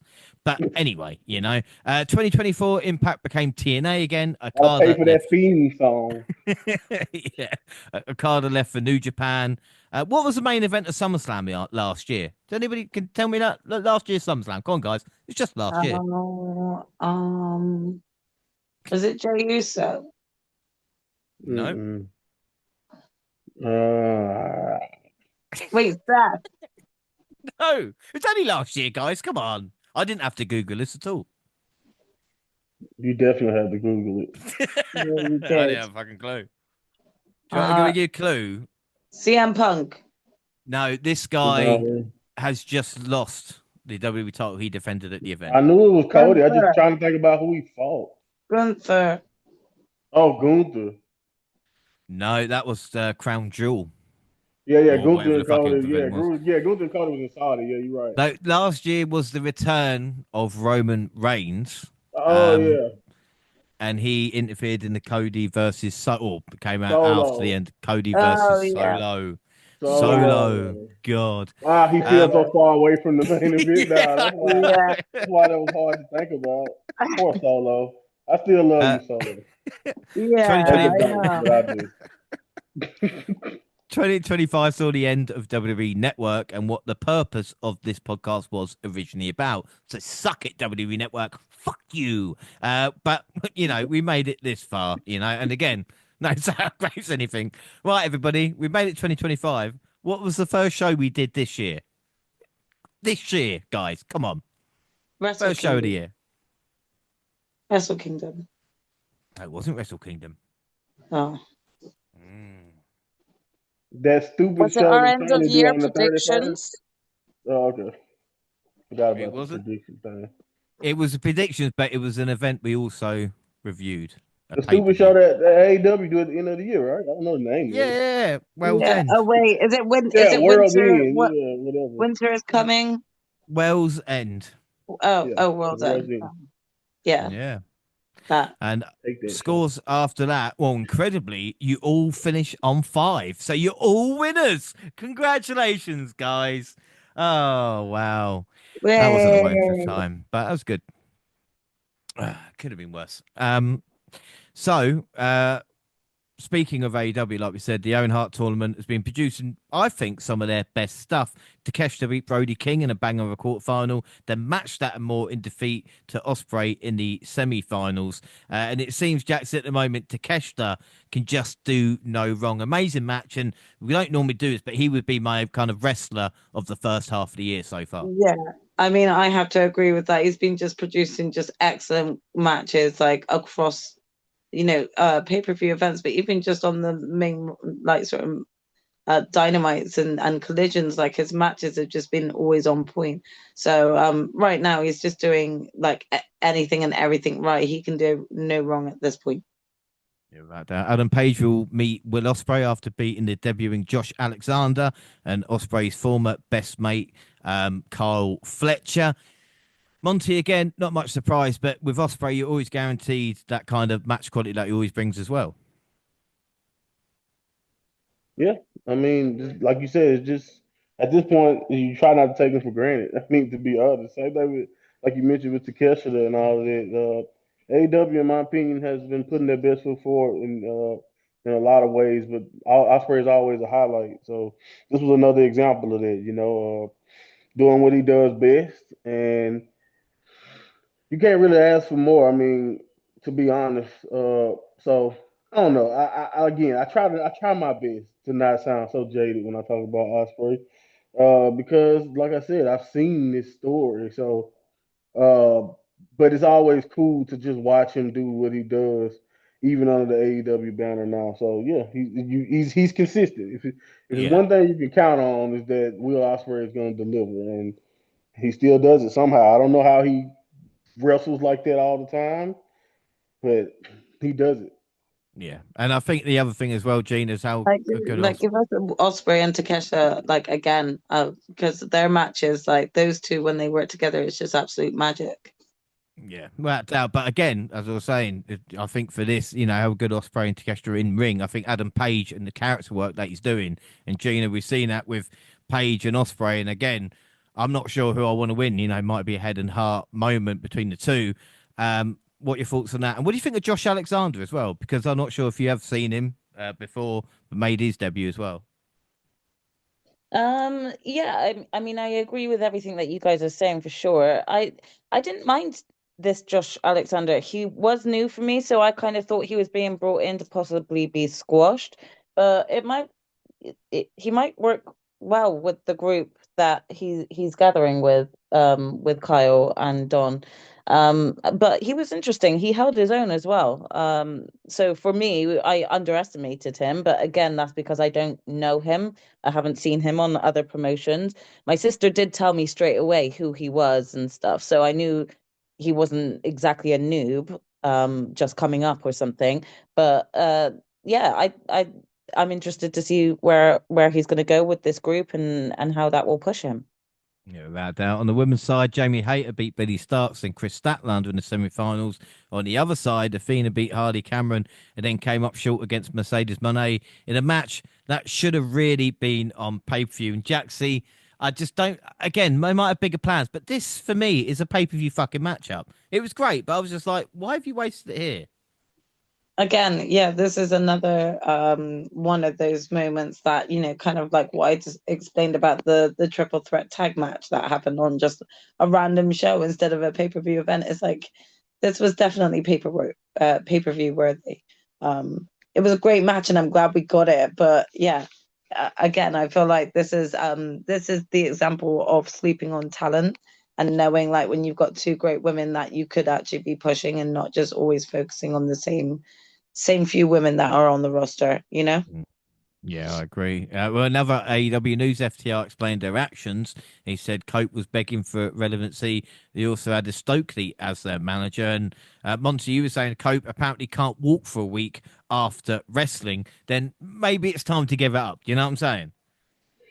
Yeah, I mean, he mentioned that. He said it takes a little while to, in a podcast interview he did, it takes a while before he can, start walking normally after every match. So it's like, it's starting, that sounds like to me, like you just mentioned, James, that your body is telling you that, you probably need to move past this. And I get it. He had the Cinderella comeback. He thought his career was over before, and I get it. But you've already kind of done you've already done it. You've already came back. You've already proven, those original thoughts wrong, and have been able to have a pretty successful run post retirement. So it is, in my opinion, time to start, ticking off that bucket list, and maybe, by the end of the year or maybe by next year, he's done. By the end of his contract, maybe he'll, decide that this is it. But that's just what I think when I hear not walking normally.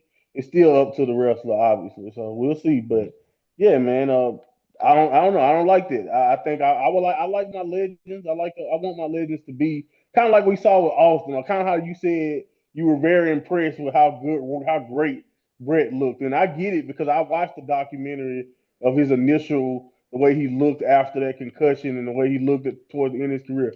People were not sure that Brett was going to be still looking so good, this many years after that. So, yeah, man, I want my legends to be like that. I don't want to have to worry about whether or not Edge later in his life is even walking, Mm, So, yeah. yeah.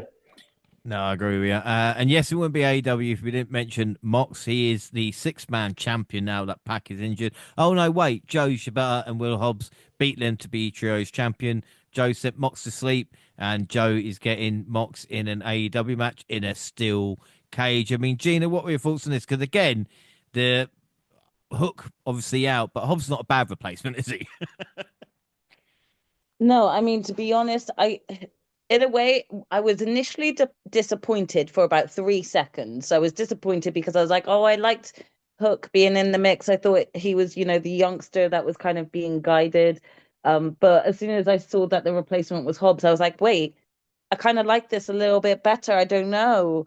I don't know. I think this will work better. And for me, when the match went underway, it just did. It really did work better. Hobbs just has great chemistry with both guys in his team. And I really feel that Hobbs just deserves that push. He's such a great wrestler, a great character. He doesn't even have to do much really, and I'm still intrigued about what is this man about to do in this ring. So Yeah. yeah, I definitely was all for it, and I'm really really happy for the team too because I think it works out well. Yeah, without doubt. And like I said, AEW's had some good news recently as well. Dynamite has now surpassed WCW Nitro in episodes. They've sold out Grand Slam in Mexico. Collision got its third highest rating ever. And of course, tickets gone on sale for Forbidden Door as well in the UK. So exciting times at this moment for AEW. Of course, we'll check them when we do Double or Nothing. I just want to mention TNA quickly because Chris Bay, as we've mentioned before, did make an appearance. He is up and walking now, which is great to see. Someone that wasn't up and walking was Leon Slater after that dive. If you've not seen it, the Ultimate X match came off and landed hard. Monty, we've kind of had discussion about this, I feel, and I just thought maybe they should have protected him a little bit more. But again, sometimes it's a little bit difficult to call, isn't it? That's why it's called high risk. Yeah, that's kind of my only thing. I don't have a problem with people thinking that they could have called him better or did a better job. Like that is what it is.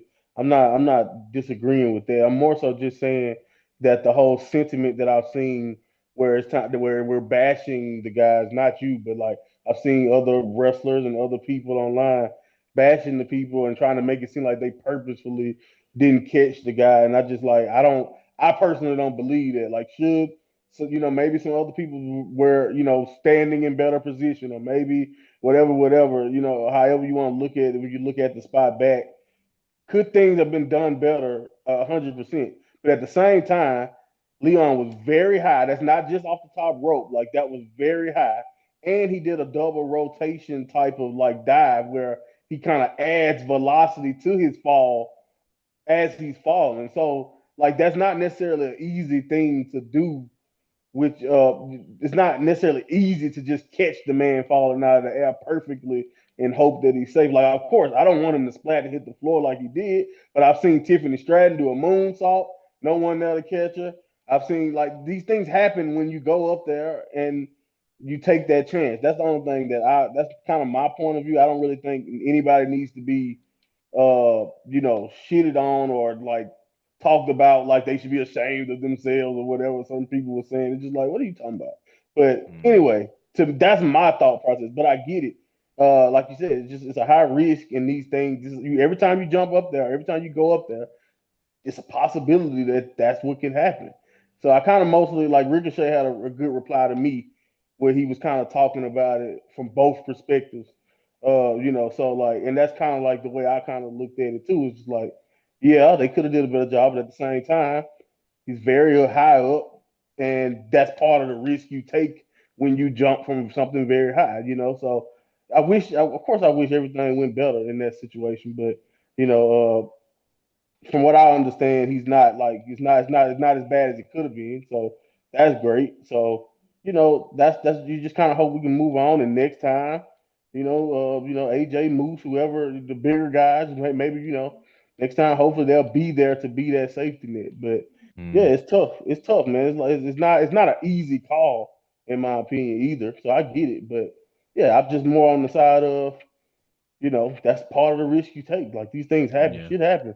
I remember watching Trish Stratus back in like '03, and like she would do her Stratus faction, and like I forgot who it was she was fighting, but they pushed her when she do the Stratus faction. She went over the top rope, and like I watched her land directly right on her face, on outside on the floor, and I was like, that wasn't supposed to happen, right? And like, but the point is, like sometimes shit like that happens. Did they purposefully push Trish and want her to do that? Who knows for real? But like my point is that accidents in wrestling happen all the time. And that's just kind of one of those things. I'm always on that side of the game before I'm like, what the hell is this guy doing? Why didn't you catch Fuck him? these That's guys. me. Right, yeah, that's me. I'm always more on the side of, damn, that's unfortunate before I go saying, what the hell are you doing? Yeah. Elsewhere as well, Trick attacked Joe Hendry. The question is, will Trick be the first NXT star to win TNA Gold? We'll talk more about that on our next NXT update. I just want to do this quickly. I'm not going to spend too long on it because, again, I don't want to go as long as we have previous episodes. But May 4th, 2015 was the very first WNR show. So we're exactly 10 years to the date we released the first one. We reviewed Extreme Rules. And I just want to have a look at the card quickly because it's quite interesting. It's been 10 years and it feels like it's a long time away and sometimes it doesn't. But I'll run through the card. Kickoff, Neville beat Barrett. The New Day versus Cesaro and Tyson Kidd for the tag team titles. Dean Ambrose beat Luke Harper in the Chicago Street Fight. Naomi lost to Nikki Bella in the Divas titles match. John Cena beat Rusev in the Russian Chain match. Dolph Ziggler beat Sheamus in a Kiss My Ass match. Roman Reigns beat The Big Show, Last Man Standing, and Randy Orton lost to Seth Rollins with the RKO band in the steel cage match for the WWE World Heavyweight Championship. Now, Jaxie, just listening off those names there, not a lot has really changed. Most of these guys, I think, are still kind of wrestling now. If I look through it, apart from maybe Tyson Kidd, Yeah, and again, I did obviously from injury, but like yeah, like even saying that, like my eyebrows shot up when you said Neville, because I kind of forgot Pac was Neville before, like you kind of yeah. like don't associate them as being the same sort of person now because of the level of work that he's doing as Pac just really does not suit what he brought to the character of Neville. Well, this is the thing, and again, see the New Day involved in the tag team title match. You know, like 10 years goes by, but some things never change. You know, like the New Day, always there. Oh, for Ambrose, sure. Of course. You can always count on them to be like good champions in some way, shape, or form. exactly. Mox, of course, or Ambrose over in AEW, big deal. Luke Harper is, I think, the only one not with us anymore, which is a shame. Nikki Bella obviously retired. Naomi back on the scene. John Cena's last match. Rusev has just returned. Sheamus and Ziggler. I mean, Sheamus, I'm not really. Monty, have we heard anything from Sheamus? He's not left, is he? He's just not being used, I suppose.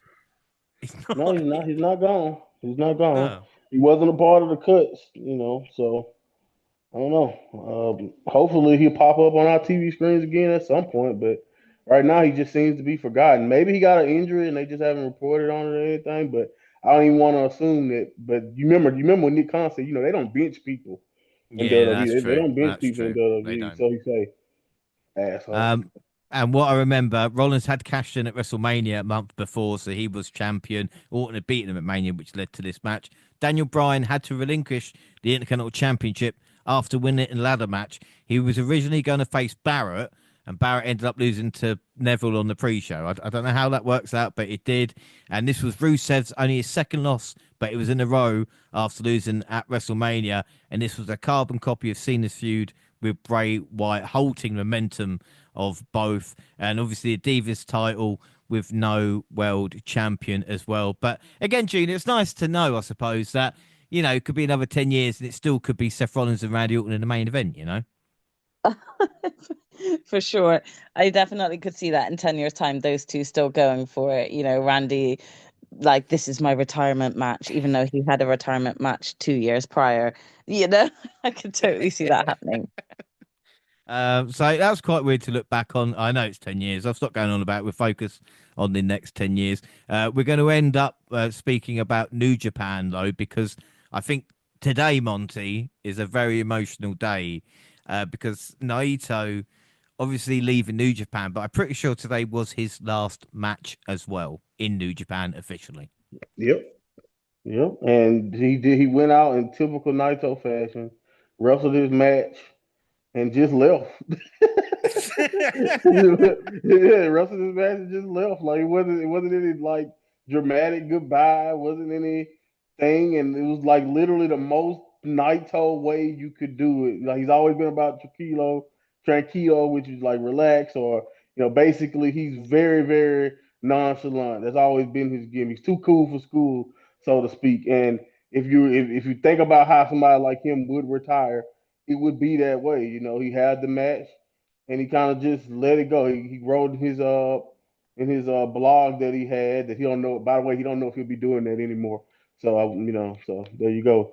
Probably gonna start writing blogs too, for that matter. But yeah, he was just like, yeah, I don't know what's next, but I live life to the fullest, so I got no regrets, and he's out of here. So yeah, man, it's like I said, it's the end of an era.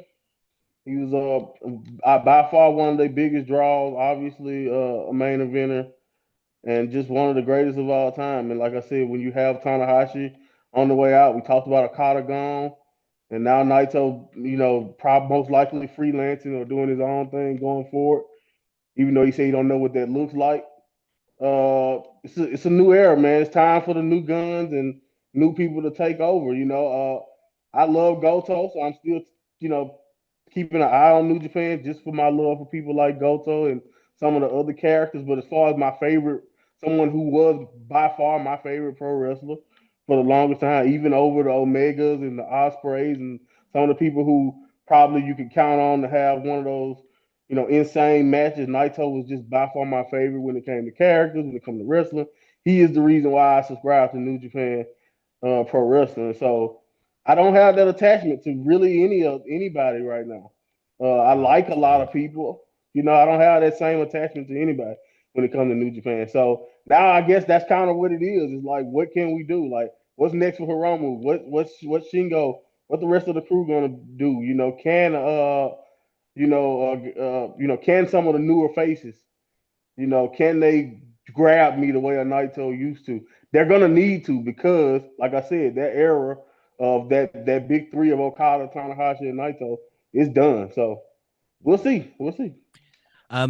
I just want to say, I'm going to come back to your point in a minute, but if we get to 1,000 followers on YouTube, I know I mentioned it all episode, but I'll sing a song. All right, I'll put it out there. I'm desperate now. We've only got a couple of minutes left. Damn it. It's not going to happen, Monty. Come on. But one thing I want to ask you, man, and I love this, was Bushi leaving as well. You know, and just I don't know why I loved it so much, but it's sad. But I mean, what a guy, you know. Yeah, I mean, he literally accepted his contract. He literally accepted that he would come back to New Japan. And then he said, then he talked to Naito or whatever, and he found out that Naito was leaving. Then he was like, oh, okay, well, then if Naito's gone, then I'm gone. Like, think about that. We're talking about the wrestling business. Like, we're talking about like one of the most selfish and individual. Like, this, if there's any a time where you do something for your family, do something for you, and people understand it, is in the wrestling business.